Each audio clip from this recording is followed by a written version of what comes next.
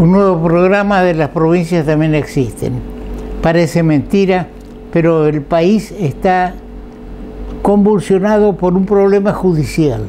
Cuando hay problemas económicos, laborales, tenemos casi un 50 o 48 o 49% de pobreza, es decir, que de cada 10 personas, 4 o 5 están viviendo en la pobreza. Falta trabajo, no hay radicación de empresas. Pero si resulta que no hay seguridad jurídica, al no haber seguridad jurídica, nadie quiere invertir en nuestro país. Ni siquiera los mismos argentinos que tienen a través de su vida han podido ahorrar algún dinero, no tienen interés en invertir, quieren tener su dinero en la caja, ni siquiera en el banco. Estamos en un proceso que, así como en el 2001, 2001, se dijo el que tiene dólares retirará dólares, y tuvimos un corralito y un corral, y no se podía retirar el dinero. La gente tiene miedo, está temerosa y no le tiene confianza a las declaraciones o a lo que se dice. El Superior Tribunal de Justicia de la Nación, la Suprema Corte, dio un fallo en estos días, el per saltum. Algunos dicen que ya se solucionó el tema de los 3 jueces que habían sido removidos por el Senado y por el Poder Ejecutivo, y que eran 3 jueces que estaban investigando los casos de corrupción en los que había caído el gobierno de Cristina Kirchner y Cristina Kirchner misma, y también estarían complicados sus 2 hijos. Pero este tema del per saltum no es que terminó el juicio, terminó y que ya están, digamos, pronto a ser condenados. No, el tema es así. Cuando se está tramitando un juicio en primera instancia, cuando ustedes llevan una demanda contra alguien al juzgado, el juzgado puede decir, sí, esto es, si llevan una causa civil al juzgado penal, le dirá, no, esto no es de nuestra competencia. Pero si llevan al juicio civil y al juzgado civil, y es un caso civil, el juzgado dice, dejen los expedientes, dejen su demanda y la vamos a estudiar. Este es un caso similar. Por supuesto que estamos hablando de la Suprema Corte de Justicia, pero había el tema de la destitución de estos 3 magistrados, se estaba tratando ya en la Cámara de Casación y no se resolvía. Entonces los 3 jueces se dirigen al Superior Tribunal per saltum, pegan un salto, es decir, primera instancia, segunda instancia está trancado acá, y los jueces, porque no estudiaron el caso o porque temen tomar un camino u otro, lo tienen en carpeta, no lo tratan. Entonces los que se sienten afectados pegan un salto por sobre la Cámara, pegan un salto hacia la Corte, caso muy, muy extraordinario, creo que es el segundo caso en casi toda la historia de la Suprema Corte, y entonces, estando ya, y la Corte analiza, muchos piden el per saltum, pero la Corte no hace lugar. Pero en este caso, la Corte hace lugar al per saltum. Dicen que sí, está bien que vengan los expedientes a nuestras manos. Pero eso es todo lo que dice la Corte. La Corte no ha dicho nada en estos momentos que les dé la razón a los jueces o le dé la razón al Senado y al Poder Ejecutivo, es decir, al gobierno. Recién ahora es decir, entró a la Corte Suprema el caso de los 3 jueces que removidos, y entonces ahora van a estudiar todo el caso y van a resolver. Es decir, que como, digamos, es difícil la confrontación cuando uno presenta un escrito y le ponen el sello téngase presente. Es decir, la Corte ha dicho téngase presente en la presentación que hicieron los 3 abogados y recién ahora vamos a ponernos a estudiar el caso. Pero esto tiene una gran importancia porque, como decíamos, es muy raro que la Corte habilite el per saltum, porque si no todos estarían haciendo lo mismo. En primera instancia me va mal y pego un salto y voy a la Corte, y la Corte pasaría así a ser un símil de una primera instancia. Fíjese que hay el caso, por ejemplo, del expresidente Carlos Menem, que está condenado por un tema de tráfico de armas en la época que él era presidente, pero todavía no tiene sentencia definitiva. Es decir, que todavía están apelando y apelando, pero nadie planteó el per saltum, es decir, para que la Corte se despida. También se puede llegar a la Corte por un recurso extraordinario dentro de la normalidad, sin hacer el per saltum, ¿no es cierto? Entonces, mientras que no exista una sentencia definitiva, y cuántos años hace ya de que Menem no es presidente, hasta el punto que ya la causa que pasó los 10 años y está prescripta. Es decir, que ese caso nunca se resolvió si Menem era culpable o no era culpable.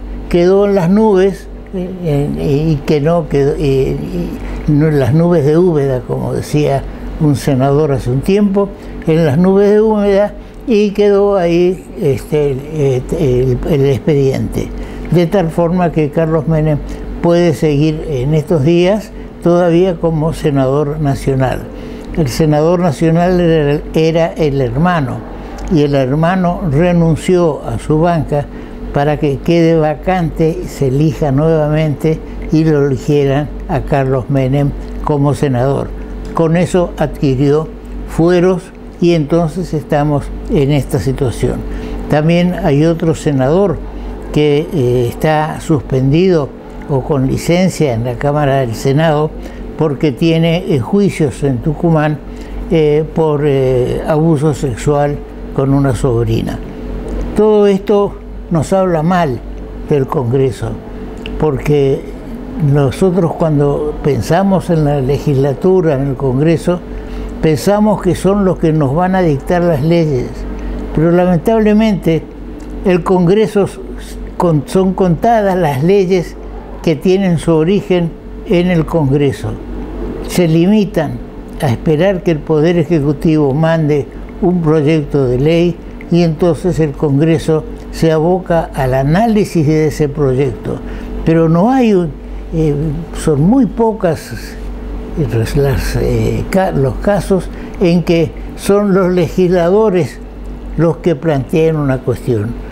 Lo mismo ocurre en las legislaturas provinciales. Ahora hay un caso, digamos, que viola la Constitución. Las provincias han puesto algo así como fronteras una entre otras. Nuestro país es una federación, es decir, que juntaron los estados y hicieron la nación. Es distinta a la confederación, donde cada estado guarda en cierto modo su autonomía y entrega únicamente las relaciones exteriores al gobierno central.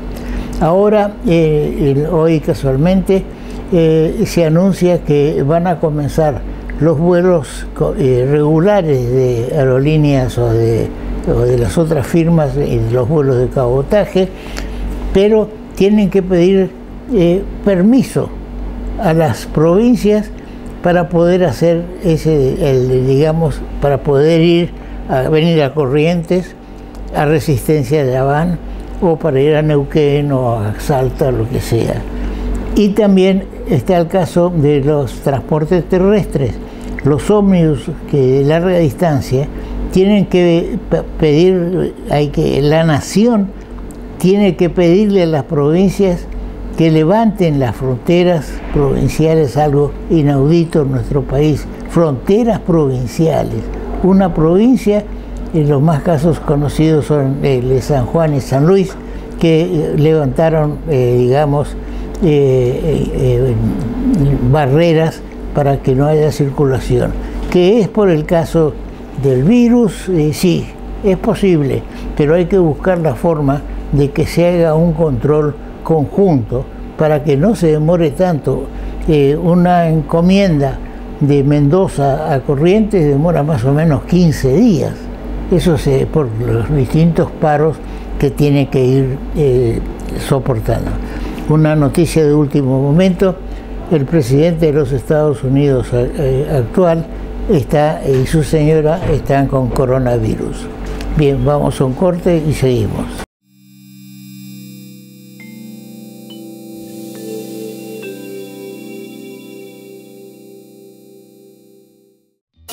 Llegó 365 a Corrientes, junto con el diario El Litoral. Ayer, hoy y siempre.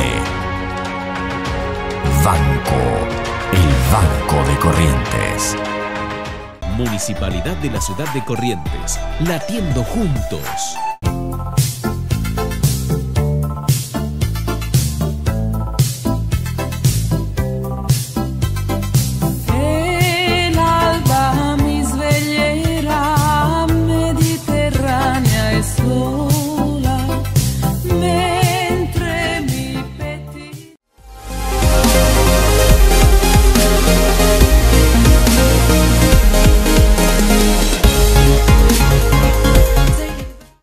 Hidrovía, vía libre para exportar.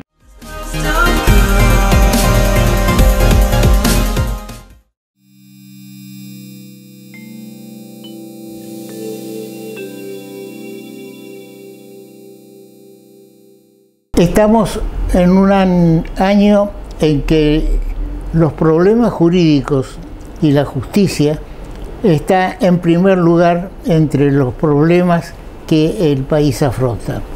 Por eso hemos invitado al doctor Jorge Eduardo Bonpadre, que ha sido vicedecano de la Facultad de Derecho de Corrientes durante 12 años en elecciones sucesivas, y es un experto en derecho penal. Queríamos conversar con él sobre el nuevo Código de Derecho Procesal Penal que se sancionó en la provincia. Bienvenido, Jorge, a nuestro programa. Bueno, muchas gracias. Buen día. Se sancionó un nuevo Código de Procesal Penal. ¿Ha tenido un estudio seguramente ese código? Sí, sí, por supuesto. Es decir, el proyecto sancionado, bueno, tiene muchos años, ¿no? Es decir, toda esta historia se remonta a 15 o un poquito más años atrás, donde, me acuerdo, en el año 2011 yo presidí precisamente la comisión revisora y la que estaba encargada de realizar el proyecto, que lo hicimos en aquel momento, éramos 5 miembros. Bueno, ese proyecto, bueno, naufragó, por decirlo de algún modo, en una de las cámaras legislativas y quedó ahí hasta que durante el gobierno anterior, de Macri, bueno, el sistema de justicia 2020, recordarás, sí, bueno, sí.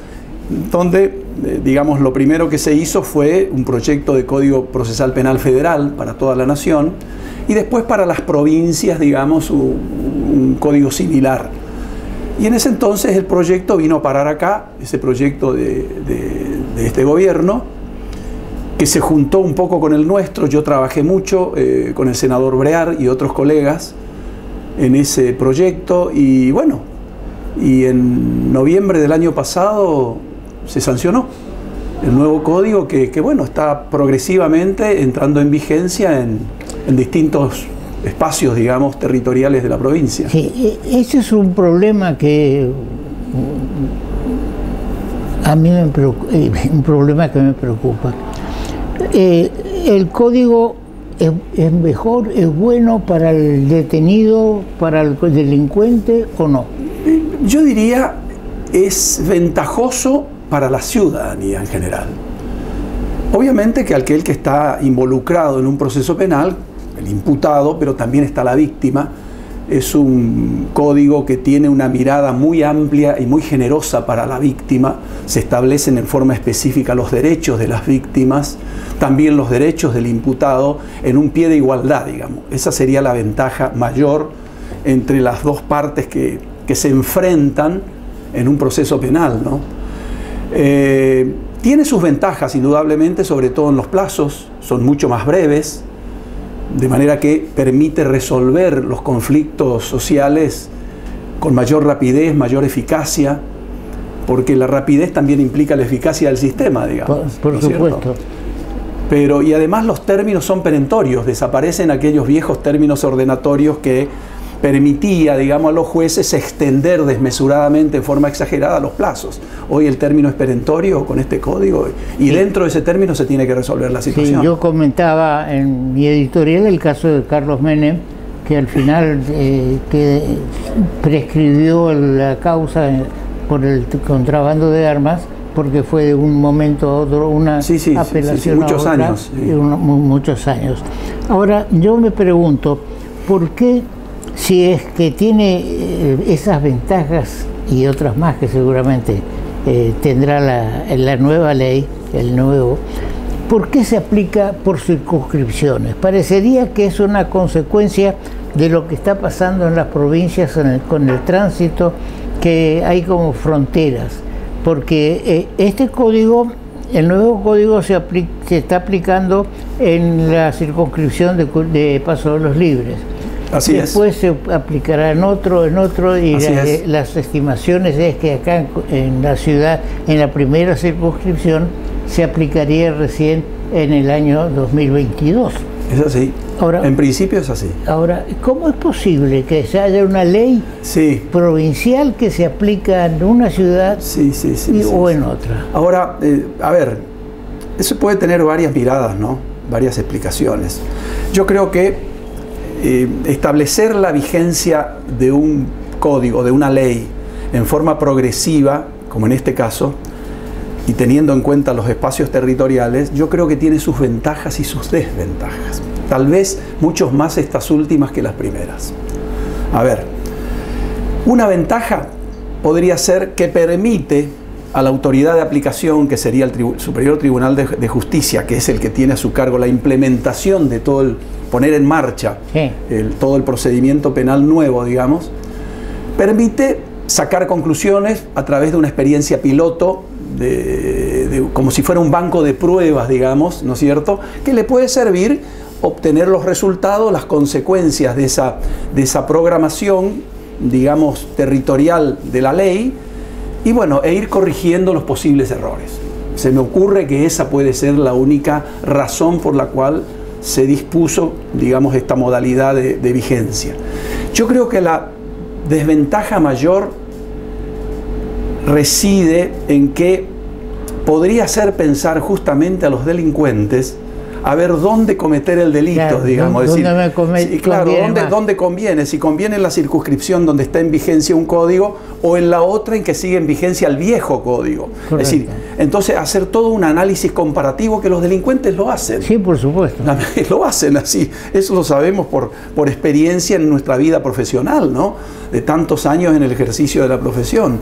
Entonces, digamos, y no poner en vigencia en todo el territorio de la provincia me parece un grave error, porque una provincia tiene en vigencia dos códigos distintos, absolutamente distintos, lo cual, digamos, implica circunstancias particulares muy problemáticas, es decir, muy problemáticas, porque pasa una frontera de una localidad a otra y el delincuente, entre comillas, bueno, digamos, tiene un código y no pasando esa frontera tiene otro totalmente distinto. Me parece que esa es la mayor desventaja. Y además por un tema, Toto, muy importante, que es el tema de la prisión preventiva. Es decir, cómo funciona la regulación de la prisión preventiva en el viejo código que está en vigencia en el 90% del territorio provincial y en el nuevo código que está en vigencia en el 10%. Y es más favorable del delincuente. Yo no te diría favorable, tiene más alternativas. Es decir, el nuevo código le da al fiscal poder, digamos, disponer de la acción penal, porque él tiene la obligación de poner en marcha la investigación de los delitos de acción pública, digamos, le da un margen mayor de alternativas, de posibilidades de prescindir de esa acción, de poner en marcha o suspenderla a través de algunas medidas alternativas que están previstas en el nuevo código, que no lo están en el viejo. Entonces plantea también una suerte de desigualdad de tratamiento a un imputado o a una víctima según el código de que se trate. Es decir, que haciendo una ficción, si alguien se quiere desprender de su mujer o de su marido y dice, vamos a pasear a Uruguayana, sí, y en Paso Los Libres comete el delito, porque sí, ahí está mejor, digamos. Y puede estar mejor, tiene más alternativas, digamos, de salir en libertad, porque la idea, el aspecto ideológico que está en el fondo del nuevo proceso es un poco, digamos, compatible con los instrumentos internacionales sobre derechos humanos, es decir, donde no se privilegia la prisión preventiva, sino la libertad de la persona. Es decir, la regla general es que el imputado esté libre durante todo el curso del proceso, y la prisión preventiva sería mirada como una excepción, cuando corresponda, y tendría que darse varias condiciones, digamos. Entre ellas la peligrosidad de... Sí, no tanto, sino que evitar que la fuga, lo que conocemos como riesgo procesal o peligros procesales, es decir, la fuga de la persona que está acusada, o que ponga obstáculos al progreso de la investigación, por ejemplo, amenace a testigos, posibilidades de destruir una prueba documental, por ejemplo, esconder la cosa furtiva, el objeto que sustrajo de algún lugar, etc. Hay muchas circunstancias objetivas que pueden dar lugar a esto, ¿no? Sí, ahora yo digo de que supongo que el Superior Tribunal habrá tomado conocimiento suficiente de la ley, y si hay algo en su momento, si había algo que corregir, lo pudo haber hecho, haber corregido. Exactamente. Y no esperar la experiencia de la aplicación esta parcial que estamos señalando, que conviene más, donde conviene más cometer el delito. Yo entiendo de que debió, pues, ponerse en marcha todo o nada. Si tenía más que estudiar el Poder Judicial. Días pasados también nos decía la presidenta del Colegio de Abogados de que hay un problema de infraestructura y demás, pero son problemas que se solucionan. Que ahora con el nuevo edificio que han hecho del banco, digamos, se van a desocupar el registro de la propiedad, lugares. Ahora, yo entiendo que o podemos hacerlo o no podemos hacerlo, pero esto es plantearlo en una sesión. Sí, además hay otra cosa, Toto, muy importante, ¿no? Por lo que estás diciendo. Uno de los problemas que pueden surgir es que esa prueba piloto en una circunscripción no es la misma, ni puede tener los mismos resultados que otra prueba piloto en otra circunscripción, porque son cosas distintas, territorios distintos. Hay territorios que tienen, como Paso de los Libres, un tipo de delincuencia, un tipo específico de delincuencia, y otros territorios, como podríamos decir los Campos de Mercedes o de Esquina, donde hay otro tipo de delincuencia. Entonces las experiencias son diferentes. Yo coincido con vos en el sentido de que debió esperarse un poco más, digamos, para que entre en todo el territorio. En todo el territorio. Como se hizo, por ejemplo, en Tucumán. Ahora Tucumán puso en vigencia su Código Procesal Penal el mismo día que nosotros, el 1 de septiembre. Pero para toda la provincia. Claro. Entonces, acá se siguió la línea del Código Federal. El Código Procesal Penal Federal, que se puso en vigencia en 2 provincias el año pasado, en Jujuy y en Salta, y ahora está en todo el territorio de la nación. No sé cuáles habrán sido los resultados, ¿no? Pero yo creo que se siguió esa línea. Ahora, digamos, ¿la ley establece que se haga por partes? La ley no establece eso. Eso lo implementó el Superior Tribunal de Justicia, que sí está autorizado por la ley en las disposiciones transitorias, ¿no es cierto?, autoriza a conformar una comisión de implementación del Código Procesal Penal. Y esa comisión está integrada por funcionarios del magistrado del Superior Tribunal de Justicia y por funcionarios de la Cámara las cámaras legislativas, claro, digamos. Así que están trabajando en ese sentido. Sí. Bueno, hay que esperar a ver qué pasa. Ahora ya no queda más salidas, Ya ahora no. hay que esperar cómo sigue esta... Por el momento, esta ola, ¿no? o tratar de que el Superior Tribunal agilice y vaya acelerando este Y mira, tema. en noviembre entra espera, te digo, Cruzul en la Mercedes. segunda, sí. Después entra en Goya y Esquina, después creo que en Santo Tomé, y el último, como decías, en el año 22, en agosto creo que del 22, en la capital. O sea, está faltando mucho tiempo. Es decir, que estamos a 2 años de que se aplique. Es mucho tiempo. Sí, sí, yo creo que el Superior Tribunal tiene que calzar los guantes y ponerlo en toda la hay que provincia. rever esa situación y poner en marcha ya inmediatamente, o si no, digamos, en estas 4 circunscripciones que faltan, esperar un tiempo, un par de meses o hasta fin de año, trabajar en la infraestructura, trabajar en toda la parte logística, personal, recursos humanos, recursos económicos. Yo lo escuché decir al gobernador en la presentación justamente del código hace unos días, que ya se había invertido una suma X, creo que dijo 12 millones de pesos, y estaban previstas otras partidas, que me parece una idea claro, buena, positiva, porque bueno, sin dinero no se puede puede poner en marcha este barco, ¿no? Este enorme, gigantesco barco, sí, ¿no? ni se puede pagar a los jueces. Nada, ni a los fiscales, claro, por supuesto. ¿no es cierto? Ahora bien, es conveniente aclarar a la audiencia que estamos hablando de delitos comunes, provinciales, porque están los delitos federales, que son muy pocos, digamos. Sí, en la provincia sí. Claro, está la justicia federal. Y la justicia federal, tenemos 2 jueces federales bueno, ahora uno solo porque está vacante el juzgado federal número 1, y tenemos un tribunal oral federal y una cámara federal de apelaciones.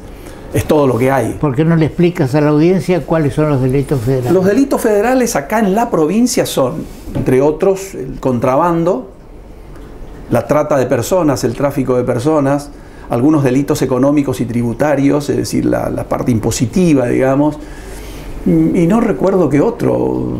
Esos son los más comunes, digamos. Sí. ¿No? Es decir, que todo eso no entra dentro de este Código Procesal Penal, sino que se rige por el Código Procesal de la Nación. Así es. Federal se llama ahora. Procesal federal. ¿Cómo ves el per saltum? Algunos creen que con el per saltum ya se aclaró.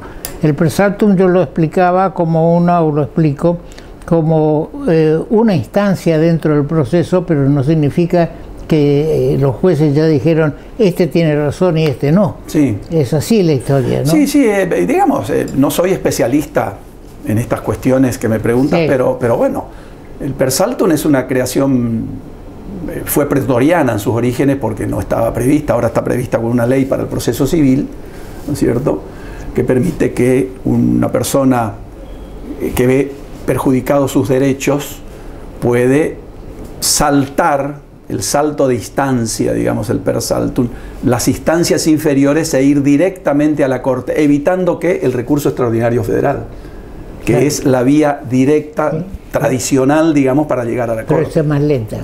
Es mucho más lenta, muchísimo. Puede durar años. Un recurso federal, no solamente llegar a la Corte, sino permanecer en la Corte por otros tantos años, ¿no? Así es. También entre uno de los argumentos que tratan de explicar esta, digamos, la puesta en marcha por circunscripciones, es para que los colegas puedan ir tomando experiencia. Yo estoy en contra de eso porque creo que los colegas, por eso lo son, es muy fácil que agarren el nuevo código y se actualicen, sí, claro, no necesitan hacer cursos especiales de análisis de un nuevo código procesal. Me parecería un capítulo diminucio de lo que aprendieron en la facultad, ¿no es cierto? Mira, una cosa no quita la otra, ¿no? Sí, obviamente, sí. Es decir, coincido en el que, señores, abran los libros y léanlos, es decir, ¿no es cierto? Sí. Indudablemente que hay cosas novedosas. El sistema de audiencias, por ejemplo, es novedoso en el sentido de que todo es por audiencia y todo es oral. Es decir, la excepción es ahora el trabajo escrito, digamos. Son muy pocas las oportunidades en que el abogado va a tener que presentar algo por escrito, por ejemplo, un recurso. Pero el tema de las audiencias orales tiene su trampita, digamos, por decirlo de algún modo, donde sí el abogado va a tener que estar preparado para que, ante el embate del querellante, de la víctima o del fiscal, tener que resolver en la misma instancia el problema. De manera que si los muchachos no se ponen a estudiar de nuevo, van a tener serios problemas, digamos. ¿Qué le digo a este hombre que me planteó la nulidad en este momento y tengo 10 minutos para contestar, no? Claro. ¿Qué digo en este caso? Sí, y aparte va a haber un porcentaje en la decisión de la elocuencia con la que se maneja. Sí, bueno, claro, implica, es toda una teatralización, digamos, que es muy importante. Bueno, lo que se conoce dentro del ámbito de los procesalistas, la teoría del caso, digamos, es decir, la defensa y el fiscal ya van a tener que presentar su teoría, su hipótesis, el fiscal su hipótesis acusatoria y la defensa su hipótesis defensiva, digamos. Pero todo a través de evidencias, porque todo lo que se va a recolectar como prueba, como evidencia, no sirve en principio para nada, salvo que se pretenda con esa prueba llegar al juicio oral, sustentar una imputación, una acusación. Eso es lo importante, ¿entiendes? Sí. Entonces, para poder, digamos, llegar a dónde? Llegar al juicio oral, que es el nudo central de todo este nuevo proceso. Sí, ya se va a terminar yo tomo un caso, yo no soy penalista, suponiendo, tomo un caso penal y entonces le pido al doctor Rompadre, ayúdame a hacer el escrito, ¿cierto? Pero ya no lo voy a poder hacer. Ahora ya no, ya el escrito... lo que es decir, mirá, Toto, desaparece el expediente, el viejo expediente, el de la aguja colchonera, vos te acordarás, sí. La aguja así de larga con el hilo de algodón, el rollo de hilo, que yo me acuerdo de eso, y sigue habiéndolo por ahí, y la aguja colchonera le llamo yo. Eso desaparece. Entonces desaparece la escritura en sí misma, todo es oral. Es decir, desaparece el juez de instrucción investigador. Ahora tenemos un juez de garantía que va a estar atento a ver si cumplen la ley las partes. Es decir, cambian muchas cosas y tenemos que cambiar la cabeza también. Yo siempre digo a los colegas, a los amigos, lo hemos dicho en los cursos que hemos dado últimamente, en las charlas, le digo, muchachos, se tienen que cambiar el viejo chip, sacar el chip de aquel viejo celular que teníamos grandote, ir a comprar uno nuevo, ponerse el chip nuevo, porque es lo que se viene, ¿no? Bien, muchas gracias por tu tiempo y tus conceptos. Por favor.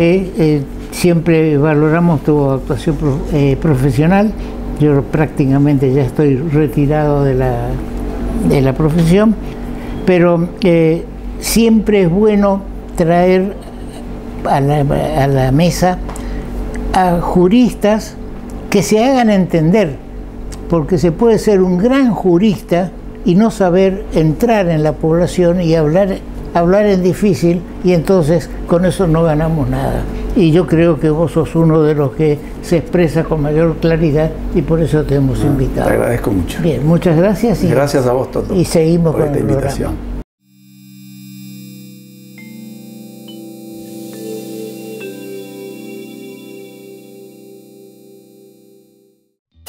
Llegó 365 a Corrientes, junto con el diario El Litoral. Ayer, hoy y siempre. Banco, el Banco de Corrientes. Municipalidad de la ciudad de Corrientes, latiendo juntos.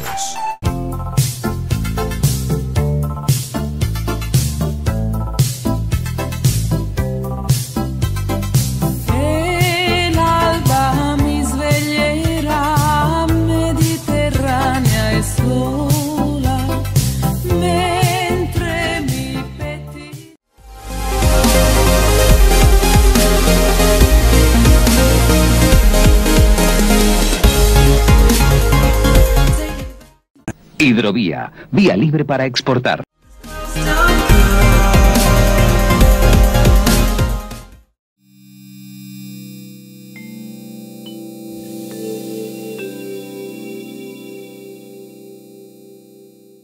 El tema del segundo puente Corrientes-Chaco volvió una vez más a agitarse, a prometerse y a realizarse, no sé. Por lo pronto tenemos una nueva promesa. Este tema empezó allá lejos, ya hace tiempo, durante la gobernación de Tato Romero Félix y de Ángel Rosas en el Chaco, como gobernador del Chaco. Hubieron también, como tenemos distintas fechas de terminación de los mandatos de gobernadores, hubieron algunas continuidad de uno o de otro lado, pero siempre hubo una idea clara de que el segundo puente Corrientes-Chaco, que formaba parte de todo un proceso de desarrollo económico y social, se hiciera. Como se hicieron varios proyectos analizaron varios proyectos sobre la ubicación del puente. Me acuerdo un ministro del Chaco, cuando lo entrevisté, que me decía que ellos preferían de la isla del Cerrito, de la parte del Cerrito, hacia más allá de Paso de la Patria, pero era una complicación. Llegó un momento en que ya estaba todo listo y se produce el golpe del 200 en el año, la situación política del 2001, y todo queda trancado porque había conversaciones con la Corporación Andina de Fomento para lograr la financiación del puente, que en sus orígenes era un puente ferrovial. Es decir, tenía una parte vial y otra parte ferroviaria. Aunque no tuviéramos ya la conexión ferroviaria, era importante dejar el puente preparado para que también algún día los ferrocarriles se pongan en marcha. Pero nada de eso ocurrió. Después hubieron convenios ya más adelante de entregar, firmado por el gobernador Ricardo Colombi con el vicegobernador a cargo de la gobernación del Chaco, siendo jefe de gabinete Capitanich, Jorge Capitanich, actual gobernador del Chaco, entregar a la Dirección Nacional de Vialidad todo el proceso de licitación y llevar a cabo la preparación de los pliegos y demás. Tampoco anduvo. Yo diría que los más interesados en desarrollar este puente somos Corrientes, porque en este momento estamos teniendo una afluencia de camiones de carga, digamos, grandes, enormes, que atraviesan la ciudad por la avenida, la bajada del puente 3 de Abril, Ferré, y hasta salir a la ruta. Pero cuando yo planteé esa cuestión a un ministro de Obras Públicas de Chaco, y me contestó con mucha simpleza y no sé qué otra cosa más calificar, y bueno, eso es un problema de los correntinos. El problema de la circulación en la ciudad de Corrientes es un problema de los correntinos, como diciendo, somos ajenos a ese problema, y no es así, porque el puente, y lo estamos viendo ahora en el puente General Belgrano, está prácticamente colapsado, y no digamos que un día, como está ocurriendo periódicamente, de este lado se haga un control sobre el coronavirus y el Chaco largó todos los camiones, y como está trancado del lado de Corrientes por los controles, el puente General Belgrano se ve soportando soportando un peso que no es el que se previó cuando se lo construyó.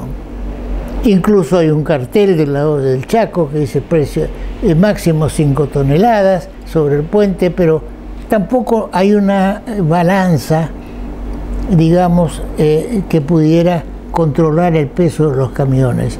Y sabemos que hay camiones modernos que tienen un sistema de ruedas auxiliares que las maneja el conductor y que las baja, y al bajar, en vez de ser un camión con cuatro pares de cubiertas que soportan el peso, bajan en donde tienen necesidad de hacer control otras dos, y entonces el peso se distribuye, pero se está siempre en las rutas circulando con las dos parejas de cubiertas y de ejes, ¿no es cierto? Sin duda. Ahora, el gobierno de la nación, tal vez repitiendo una promesa que hizo en su momento el presidente Kirchner, de que iba a hacerse un tren bala entre Buenos Aires y Rosario, tren que iba a ir a 200 kilómetros por hora mínimo, o cuando el presidente Menem dijo que íbamos a ir en 3 o 4 horas de Córdoba a Japón con un vuelo que iba a ir por la estratosfera. Es triste, pero yo comparo lo resuelto, lo previsto en el presupuesto de la nación, que todavía no está aprobado, lo previsto de que la nación va a avalar a la provincia del Chaco por un importe de 780 millones de dólares para la construcción del puente. No va a poner la nación la plata, ni va a contratar la nación con una empresa, tomando la nación la responsabilidad del pago. La responsabilidad del pago, como está previsto en el presupuesto, va a ser del Chaco. Y la nación dice que le va a dar el aval. Ahora, ¿de qué vale el aval de la nación en este momento en que vemos que hay dificultades económicas por todos lados, pese a haber arreglado la deuda externa? Pero hay particulares que quedaron fuera, y también si viene alguien a pedir un crédito y me dice necesito un aval, y le ofrezco el aval de la nación argentina, que postergó todos sus pagos porque no los pudo afrontar, que está en una situación de inflación tremenda, que está con más de casi el 50% de la población en el nivel de pobreza, que hay problemas jurídicos reales de respeto a la propiedad privada. Y yo no sé qué va a pasar, por ejemplo, y me salgo un poco, con el tema de Guernica. Guernica es una zona en provincia de Buenos Aires que los ocupas tomaron prácticamente todo un campo, y se estableció el gobierno, ante la reacción popular, digamos, de la ciudadanía, la reacción de la ciudadanía dijo de que eso era un delito y que se iba a desocupar ese campo en Guernica. Y se dio un plazo que vencía el 1 de octubre. El gobierno provincial pidió que ese plazo se extienda, le pidió a la justicia, hasta el 14 o 15 del mes de octubre. Creo que es el segundo plazo que se posterga el desalojo y el respeto a la propiedad privada de quienes es dueño de esos terrenos. Y el 15 de octubre puede pasar lo que pasa con con el coronavirus, que no la epidemia, que pasamos de 15 días a 15 días y a 15 días, y hoy ya estamos a 100 y tantos días de que comenzó esta prórroga permanente. Necesaria o no entro a juzgarla, pero temo que una cosa similar pueda ocurrir con eso. Entonces llego a la conclusión, primero, de que por qué únicamente se le da el aval al Chaco. y no se incluye a obras de Corrientes, porque al Chaco se le da el aval no solamente para la construcción del puente Corrientes-Chaco, sino también para el puente de Bermejo a Pilar en Paraguay y algunas otras obras más. Ahora, como un agregado a esto que estoy diciendo, resulta que no es el Chaco, el puente Corrientes-Chaco lo único. Es todo un proceso de una avenida circunvalación que, con el pretexto de que es la que va a alimentar el segundo puente, rodea toda la ciudad de Resistencia y está incluida dentro de ese presupuesto. ¿No será que se consiga, que por supuesto no son 780 millones, mucho menos lo que hay que hacer todo ese sistema de circunvalación, como se está haciendo acá en Corrientes, que era una cuestión de que en 24 meses terminó y no sé, creo que llevamos por los 48 y todavía estamos en eso, y entonces el Chaco consiga esa circunvalación que le va a servir para aliviar a la ciudad de Resistencia y continuar por la ruta 11 a la espera de los 700 millones que significa 700.000 millones que significa la construcción real del puente. Además, la provincia de Corrientes quedó al margen, suponiendo que seamos buenos, supongamos que se consiguen los 780 millones de pesos o una empresa.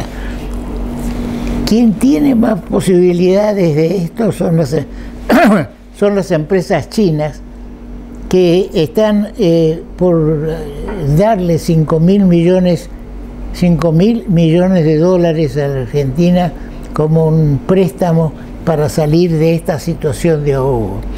Pero nada se da sin recibir. Y ya lo tenemos a los chinos en el sur.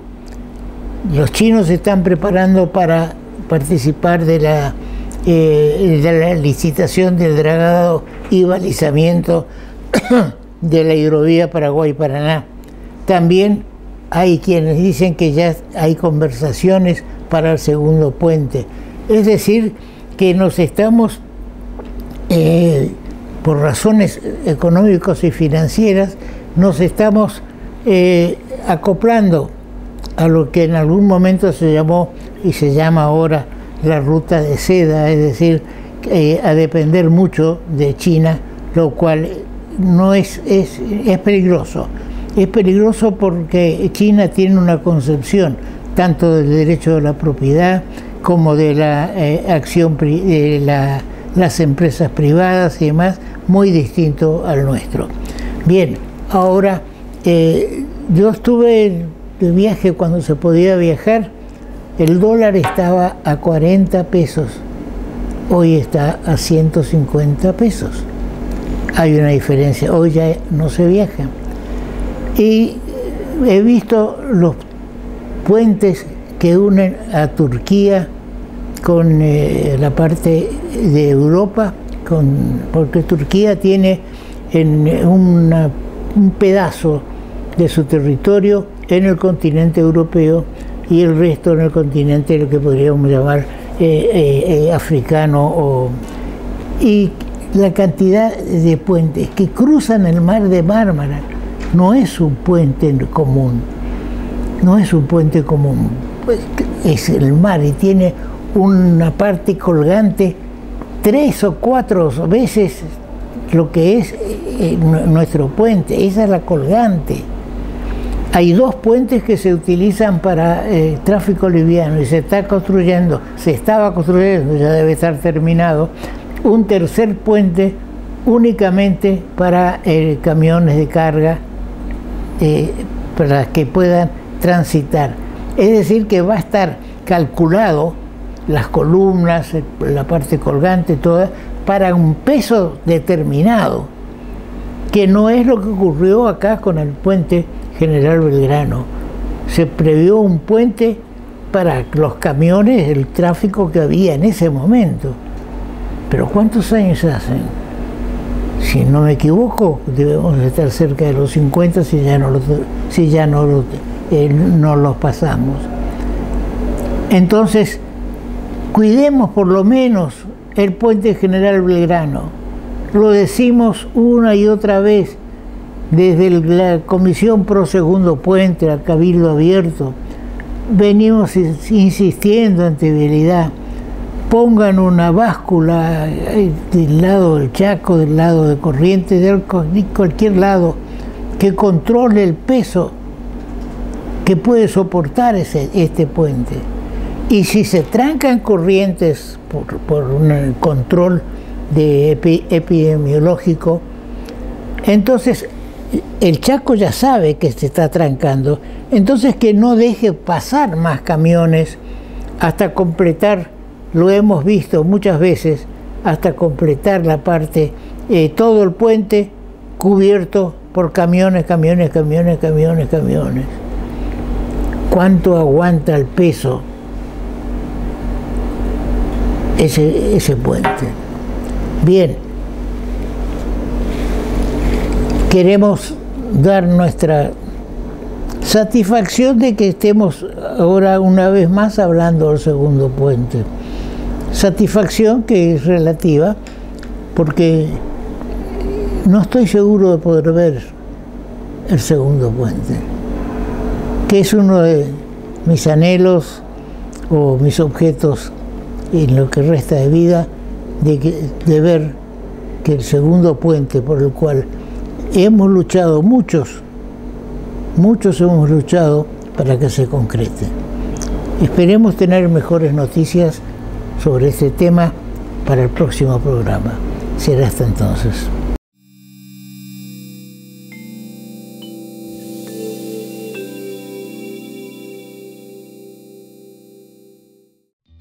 Llegó 365 a Corrientes, junto con el diario El Litoral. Ayer, hoy y siempre. El Banco de Corrientes.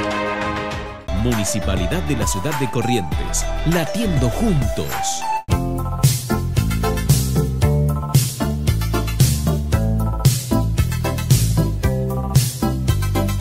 El alba mi sveglierà, mediterranea e sola, mentre mi petti.